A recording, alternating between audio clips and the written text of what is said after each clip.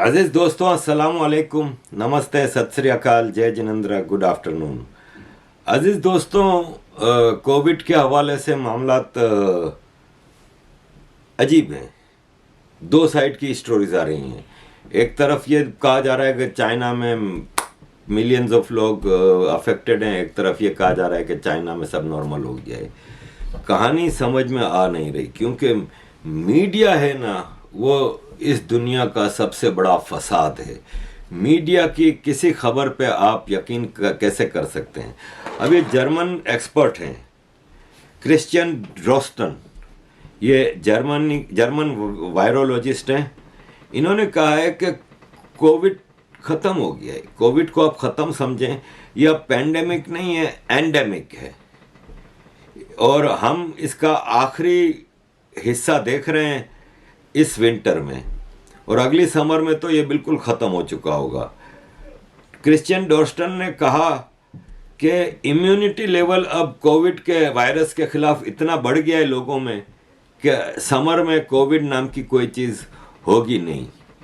लेकिन दूसरी तरफ चाइना के बारे में फर्स्ट पोस्ट ने ये रिपोर्ट किया है कि खाली 7 डेड बॉडीज़ की जो वीडियो दिखाई जा रही हैं वो गलत है। वहाँ पे हज़ारों डेड बॉडीज़ पड़ी हुई हैं और चाइना के हालात बहुत ही ख़राब हैं।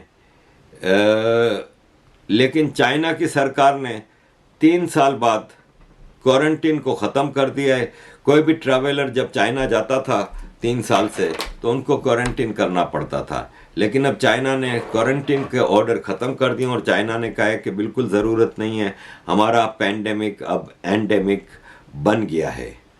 और शंघाई, बीजिंग के लोगों को वापस काम पे जाने का कह दिया गया है। लोग आराम से अब काम पे जा रहे हैं, ज़िंदगी वापस रवां दवां हो गई है, और सबवे ट्रेन्स, मेट्रोज वगैरह फुल भर के जा रही हैं। लोग इन 2 बड़े शहरों में अब खुल के अपने कामकाज कर रहे हैं। ये तकरीबन 3 साल बाद इतना आज़ादी से चाइना ने वो किया है। एक अचानक ये हुआ था कि चाइना में 37 मिलियन एक दिन में अफेक्टेड हुए हैं और 250 मिलियन लोग 20 दिन में हुए हैं। लेकिन चाइना का कहना ये है कि अब इम्यूनिटी बढ़ गई है, वायरस लग भी रहा है तो वायरस से कोई मर वर नहीं रहा, कोई ज़्यादा एक आम फ्लू जैसी सिचुएशन हो गई है इस वायरस की।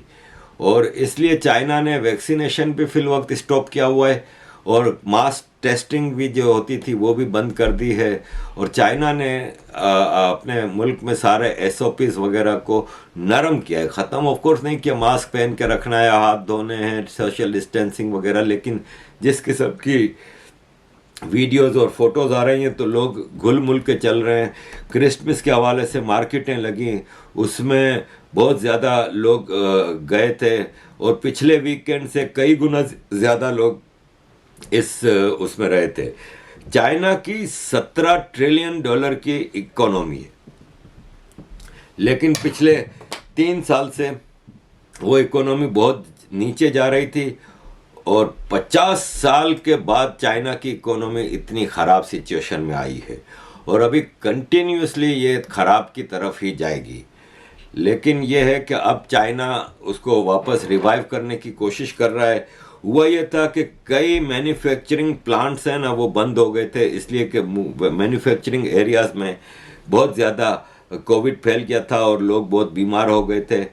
और अब जाके वापस वो खोलने की तैयारी हो रही है। जैसे टेस्ला इलेक्ट्रिक गाड़ियों की जो एलन मस्क की कंपनी है, उसने शंघाई का अपना प्लांट बंद कर दिया था, और यह है कि उसको बंद करने की और बात हो रही है कि परमानेंट भी शायद बंद करके उसको भारत की तरफ मूव करने का सोचा जा रहा है।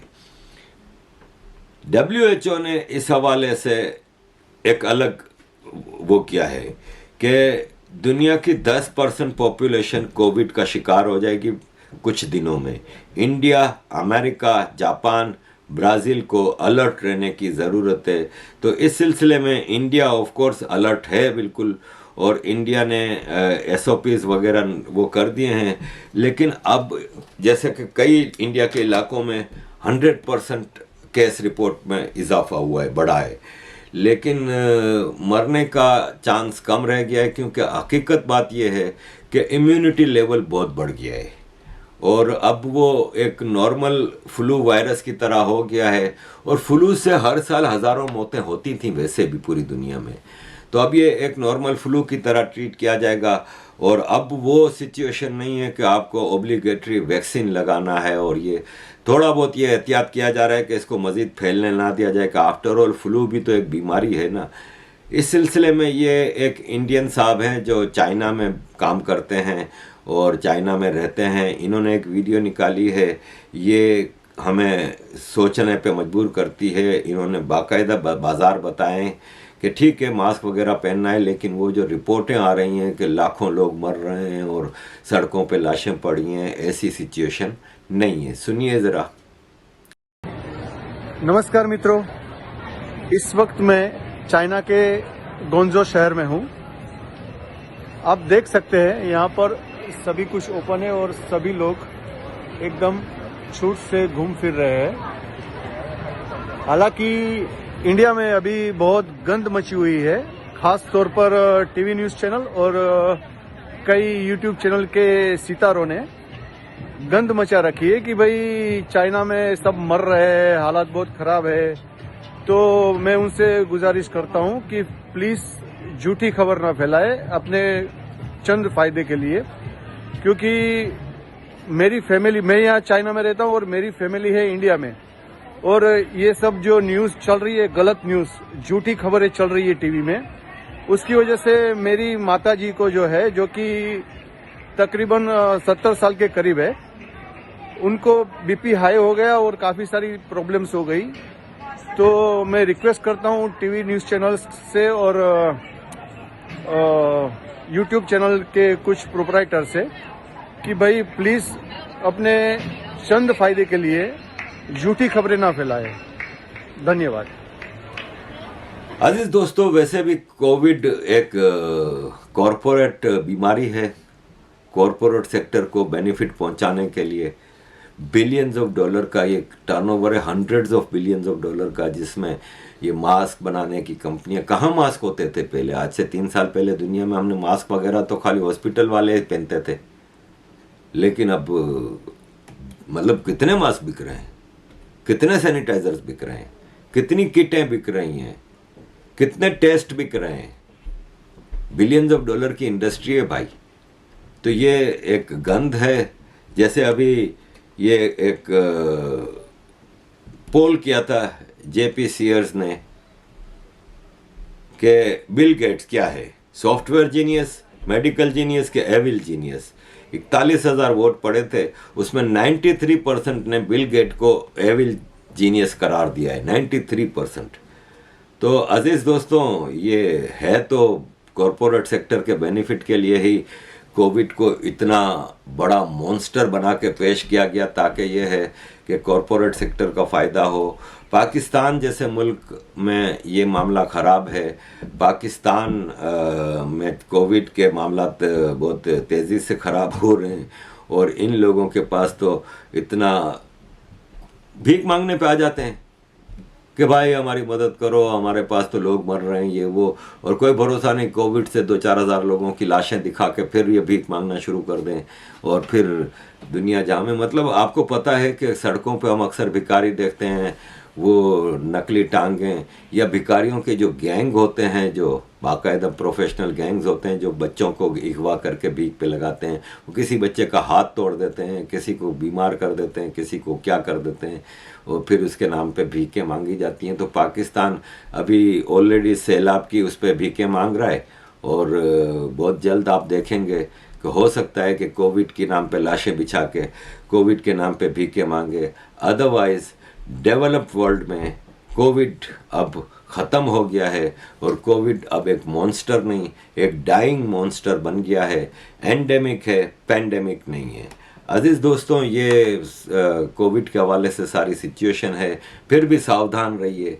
जितना कोविड चले, मोजी बीमारी नहीं, यानी मौत वाली बीमारी अब नहीं रही है इतनी, कि वो जो हज़ारों लाशें नज़र आती थी वो नहीं है, लेकिन फिर भी है तो सही ना, एक वायरस तो है ना, फ्लू वायरस भी है। अब हमें, मेरे जैसा आदमी, रोज़ मेरी हालत ख़राब है, खांसी दिन में नहीं होती, जैसे ही मैं जाके लेटता हूँ तो ये बलगम।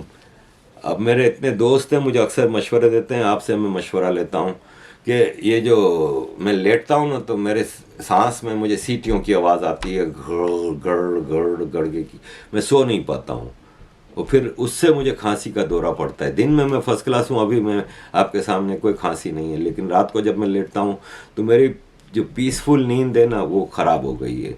मैंने त्रिफूला पाउडर के काढ़े पिए, मैंने नीम और तुलसी के पाउडर के काढ़े पिए, मैं दालचीनी, लौंग, काली मिर्च, ये सब मिला के काढ़े पिए, मेरा बलगम का मसला हल नहीं हो रहा। शहद वाली चाय पी रहा हूँ को बगैर दूध के, बगैर चीनी के, कितने वो कर चुका हूँ, समझ नहीं आ रही कि इसका क्या हल है। आप लोगों के मशवरे अगर कोई हों जो जेन्युइनली मेरा बलगम का मसला हल कर दें तो मेरे लिए इस वक्त सबसे बड़ा हेल्थ वाइज प्रॉब्लम ये है।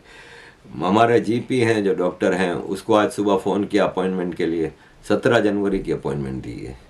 आम डॉक्टर हमारा 17 जनवरी की, भारत में रह रहे होते, गली के कोने पे कोई डॉक्टर होता, चले जाते। वो 17 जनवरी के अपॉइंटमेंट देने के बाद वो टेस्ट के लिए भेज देगा, 2 हफ्ते बाद टेस्ट होगा, उसके 2 हफ्ते बाद रिजल्ट आएगा, फिर उसको देखो। ये यहाँ का दुनिया का बेस्ट सिस्टम कहते हैं NHS, नेशनल हेल्थ सर्विस, ये यहाँ का सिस्टम है। मेरे को प्रोस्टेट का एक थोड़ा बहुत इशू कभी कभी रहता था, वो भी मैंने गूगल से चेक किया तो मुझे लगा कि ये प्रोस्टेट का मसला है। मैंने मार्च के महीने में अपॉइंटमेंट मांगी थी हॉस्पिटल में प्रोस्टेट स्पेशलिस्ट से, वो मुझे जनवरी की एंड की दी थी अपॉइंटमेंट, 10 महीने बाद। अब मेरी जनवरी में अपॉइंटमेंट है। वो यहाँ का मेडिकल सिस्टम ये है। तो अजीज़ दोस्तों, ये आपके सामने मैंने रिपोर्ट रखी कोविड के हवाले से। Thank you very much for all your support, keep supporting. जय Hind. Friends, the Omicron is rampant and we are all very concerned. I'm speaking to you to make you worry free with a very simple technique which you can use for yourself, your friends, your family, and all your loved ones. I've been using this for more than 4-5 months and I have distributed about 1,000 packets of dried ginger, which is also called sont. It's ginger powder, to these people. What you have to do is you have to take a bit of this. Can you see this on my finger? Put it in your nostril, snort. Put it in the other nostril, snort. I do it every morning and evening. The reason is very scientific. Dried ginger is highly alkaline and it has a high pH value. When you took it inside, all the mucus and the infections which you have are all acidic and have low pH. They get killed instantly. As you know, the virus, COVID and other virus, travels through the nostrils, through the mucus, into the throat, and then possibly onto the lungs. So from the nostrils itself, where we ingest it, if we take care of it, we'll be perfectly fine. So please circulate this in the public interest to as many people as you can and benefit from it. Regards. Take care.